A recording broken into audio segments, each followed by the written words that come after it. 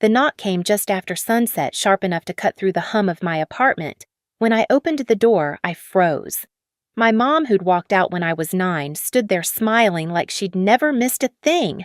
Beside her slouched my half-brother Caleb, thumbs tapping his phone sneakers already over my welcome mat. "I heard how much you make now," she said, eyes sweeping the room. "Family helps family." Caleb smirked. 60 grand for tuition, 3,000 a month. You can handle that." I felt my pulse in my ears. I didn't argue. I just knew this wasn't a visit. It was a raid. I grew up in a small Ohio town where the winters felt longer than they should have, and the smell of fryer oil clung to my father's clothes every night. My dad, David Foster, ran a tiny diner on the edge of Main Street. It wasn't fancy 3 red booths, a flickering neon sign, and a coffee pot that never rested, but it kept us going.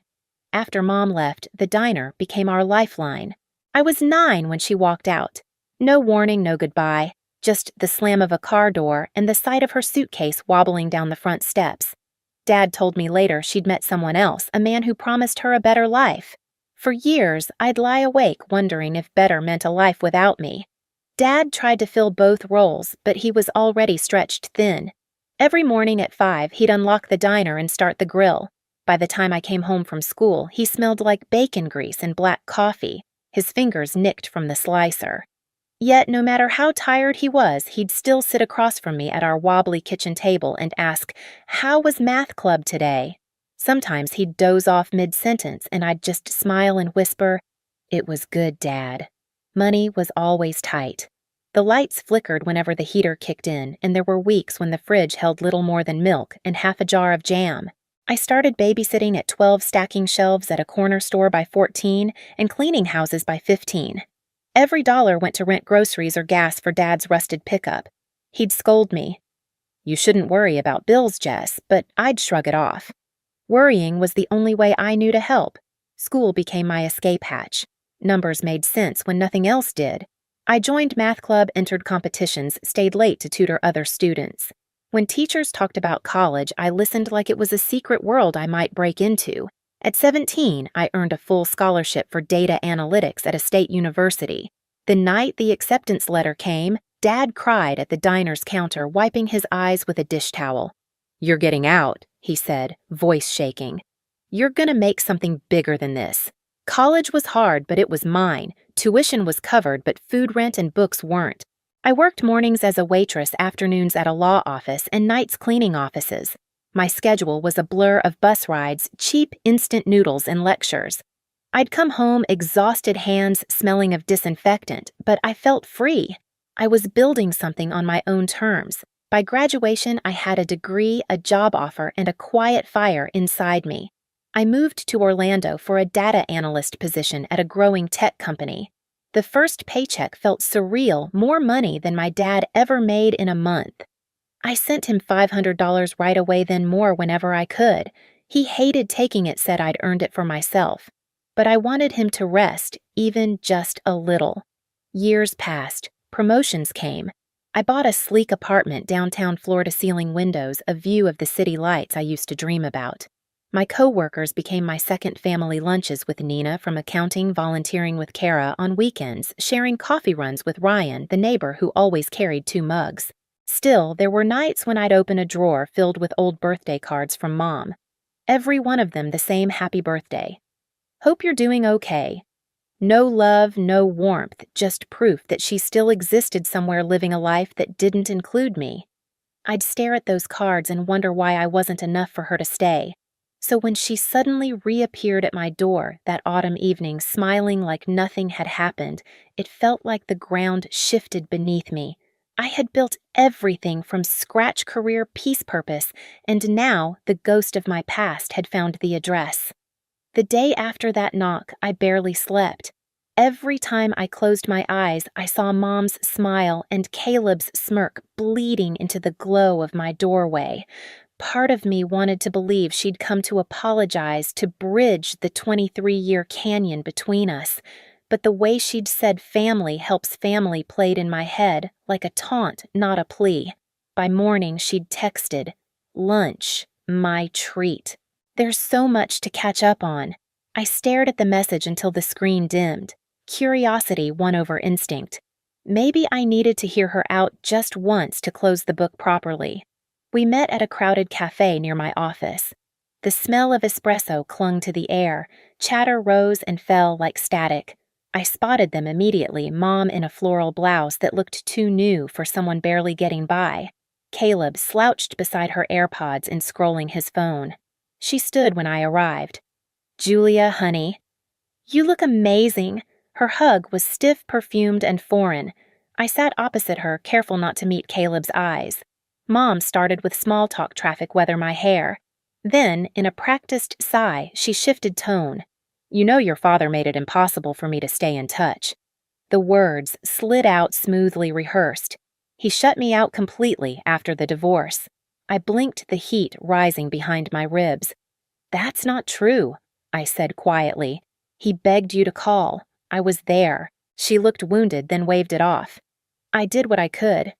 "I was struggling too, Julia." "Life hasn't been easy." Caleb finally looked up. "We've had it rough," he said, voice dripping sarcasm. "Dorms, cheap cars, it's not fun." He laughed like it was a joke. Mom patted his arm, turning back to me. "Caleb's tuition is $60,000. We just need a little help getting started, maybe $3,000 a month until he's settled." I set my coffee down slowly. $3,000? A month? She smiled, eyes shining as if she were asking me to lend her sugar, not a small fortune. "You're doing so well, sweetheart. You make more than you need." I felt the air thin. "How do you even know what I make?" She froze for half a second, then recovered with a flutter of her hand. "People talk. Old friends, you know." I stared at her, realizing she'd done more than hear things. My father's voice echoed in my mind. "Keep your accounts private, Jules. Some people only see what they can take." Caleb leaned forward, elbows on the table. "You're acting like we're strangers," he said, smirking. "You're our family. You should want to help." I swallowed hard. "I am family. But that doesn't mean I'm a bank." Mom's smile faltered. "You don't have to be cold, Julia. We came to you not out of greed, but because we trust you." There it was, the manipulation wrapped in sentiment. I'd seen it before in the eyes of customers trying to guilt Dad into free meals. I pushed my chair back. "I'll think about it." Caleb rolled his eyes. "Yeah, sure you will." Mom's voice sharpened, almost scolding. "Don't forget who raised you." That stung more than I wanted it to. I grabbed my bag. Heart pounding. "Dad raised me," I said, and walked out before my voice could break. Outside, the Florida sun felt too bright. I stood there on the sidewalk trembling, realizing that lunch hadn't been about reconnection at all. It was reconnaissance, and deep down, I knew they'd be back. 2 nights later, they showed up again. No call, no warning, just another sharp knock that rattled the door. I hesitated before opening it, praying it was a delivery. It wasn't. Mom stood there with a paper-thin smile, Caleb behind her holding a takeout cup like he owned the place. "We were in the neighborhood," she said, brushing past me before I could respond. The smell of her perfume filled the apartment, artificial and invasive. Caleb dropped onto my couch, sneakers on the rug, scrolling through his phone. "Nice place," he muttered. "Could use a bigger TV, though." I bit down a breath. "Why are you here?" Mom glanced around, her eyes lingering on the framed degrees and city view. "I just thought we could talk again. I don't want tension between us." "Then stop asking for money." Her smile tightened. "Julia, please. You have so much, and Caleb's trying to build a future. You can't understand what it's like scraping by." I crossed my arms. "I do understand. I lived it." Caleb laughed. "Yeah, but you're fine now." "So what's the big deal?" Mom shot him a look, then turned back to me. "Just a little help. $3,000 a month isn't much to you." Something in me snapped. "How would you know what's much to me?" Her eyes flicked sideways. "I heard things. I know your salary. I know you can afford it." My stomach turned cold. How do you know that she didn't answer? Instead, she glanced toward my desk. Caleb followed her gaze. "Stop," I said, too late. He was already there, fingers tapping my laptop's touchpad. My financial dashboard glowed on the screen open. My pulse roared in my ears. "What are you doing?" Caleb didn't flinch. Just checking how rich you are, he said with a smirk. Mom's voice cut in syrupy but sharp. We're family Julia. Why hide anything? I slammed the laptop shut so hard the sound echoed. You went through my things. She crossed her arms, tone hardening. Don't be dramatic. We just wanted to see how you're doing. How I'm doing? My voice cracked. You hacked Dad's email to find out where I work. You broke into my life again. Her face paled. Don't blame me for your father's failures. I had to know you weren't wasting your potential. Caleb snorted. He's a loser anyway. You're better off without him. That was it. The room blurred. I could hear my heartbeat like thunder. Get out, I said. Mom blinked. Excuse me. Get out before I call the police. Caleb stood muttering. You're insane. Mom's face twisted anger breaking through her mask. You'll regret this, Julia. One day you'll need us. I opened the door, voice steady. I've needed you for 20 years and you weren't there. They hesitated, then left. The door clicked shut behind them. Silence filled the room, heavy electric. For the first time, it didn't feel like loneliness. It felt like freedom sharpened into resolve. I didn't cry that night. I just sat on the edge of my bed, staring at the laptop they'd touched. The anger wasn't loud anymore. It was cold, razor sharp. All those years I'd believed silence meant peace. Now I understood silence could also be a weapon. I opened my laptop and began to trace what they'd done. My work as a data analyst had trained me to notice patterns, irregular logins, timestamps, footprints that people thought they'd erased. Within minutes, I found a forwarded email from my father's account to Mom's. The subject line was my full name. Attached was a payroll summary I'd sent Dad months ago when helping him file taxes. The forwarding had happened 2 weeks earlier from an IP address I didn't recognize. My hands shook, but my mind was clear. I printed everything, organized it in a folder, labeled it evidence. Then I called Dad. He picked up after the second ring, voice gravelly from years of coffee and late nights. Hey, kiddo. Everything okay, Dad? I said softly. Did you send Mom my salary info? He paused. No, I'd never. Then realization hit. She's been in my email, hasn't she? I could hear him exhale, tired and sad. That woman never learned boundaries. I felt the tightness in my chest ease a little. I'm handling it, Dad. I just needed you to know. The next morning, I called Mark Sullivan, a lawyer one of my co-workers recommended. His voice was calm, efficient. I told him everything from the hacked email to their visit to my apartment. He didn't flinch. You have proof. Yes, I said, sliding the folder across his desk later that day. He flipped through the pages, nodding. Then we'll file for a restraining order, and you'll want to inform your bank's fraud department. Hearing those words felt like breathing clean air after years of smog. Someone finally understood that this wasn't family drama, it was violation. By that afternoon, I'd changed every password. I had set up two-factor authentication on everything, even ordered new security locks for my door.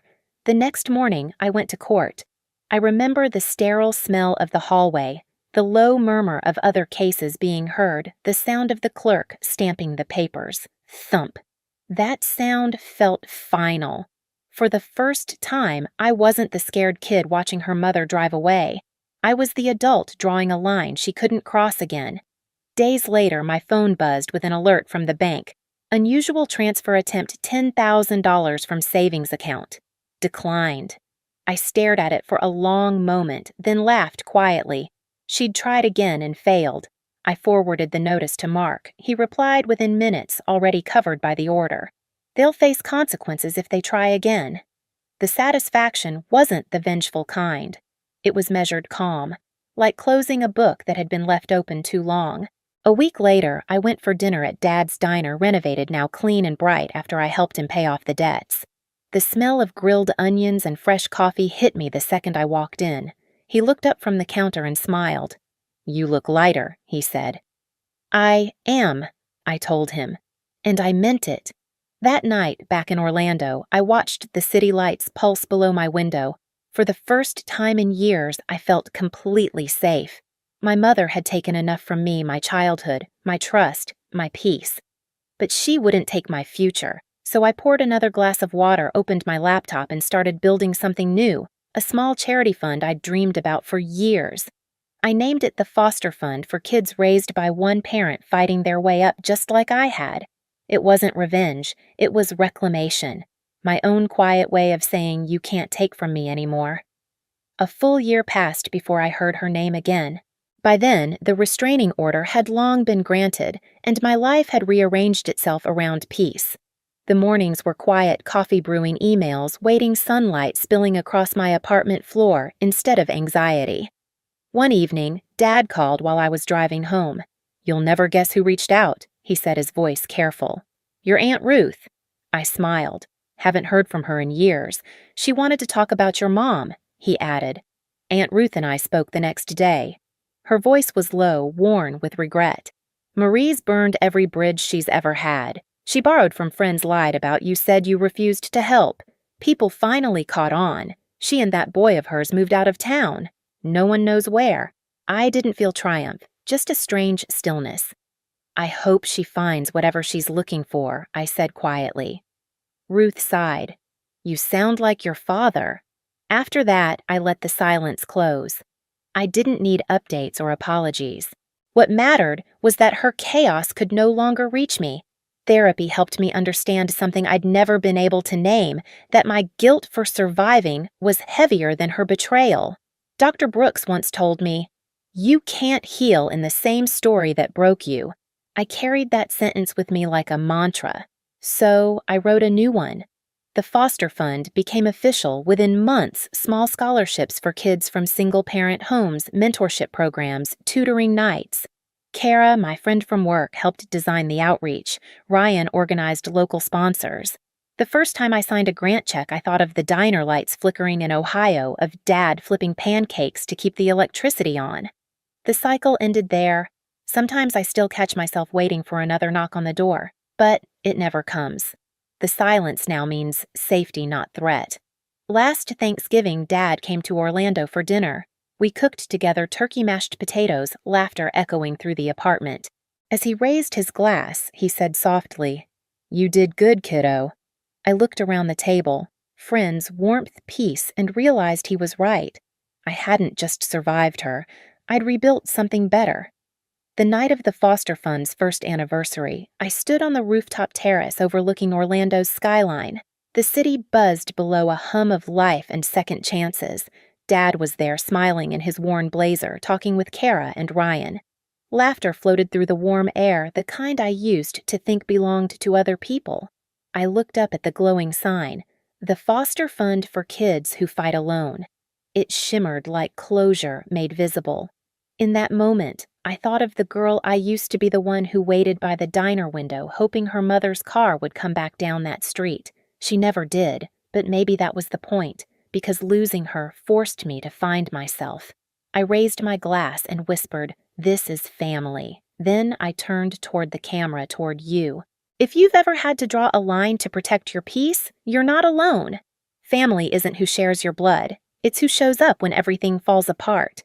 If this story hit close to home, hit like, share it with someone who needs it, and subscribe for more real stories like mine. Your voice matters. Tell me yours in the comments.